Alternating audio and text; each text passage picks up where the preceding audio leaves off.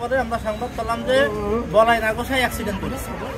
বলাই নাগোসায় তা আমরা খবর পেলাম। খবর পাওয়ার পরে এবারে মনে করেন যে আমরা জায়গাতে একটা গাড়ি নিয়ে আসলাম। পরে খবর শুনলাম যে ফায়ার সার্ভিসই সদর হাসপাতালে নিয়ে আসি।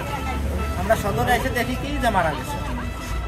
আর ওই জায়গাতে ঘটনা শুনতে পারলাম যে ওই গ্রাম বাংলা যে অটো, এই অটো আর ওই যে শীতে আসছিল আপনার সিঙ্গা থেকে আসছিল, ওইটি চাপ দিয়েছে। চাপ দেওয়ার কারণে এরা আলপাড়ার থেকে যাচ্ছিল হচ্ছে সিঙ্গাপুর।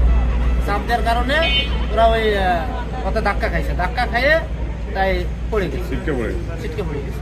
কোনো পিলারের সাথে বা ওরকম কোনো পিলারের সাথে রাস্তা পাড়েই পড়েছে। কি গাড়ি চালাচ্ছে? মোটরসাইকেল।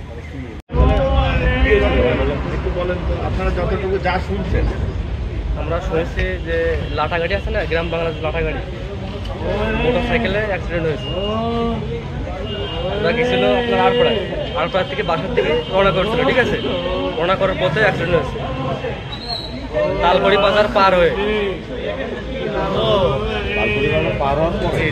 মারা গেছে কয়জন জানেন? মারা গেছে মোট 2 জন। মোটরসাইকেল কয়জন ছিল? মোটরসাইকেলে ছিল 2 জন ছিল, একজন মারা গেছে আর একজন নিহত আহত হয়েছে।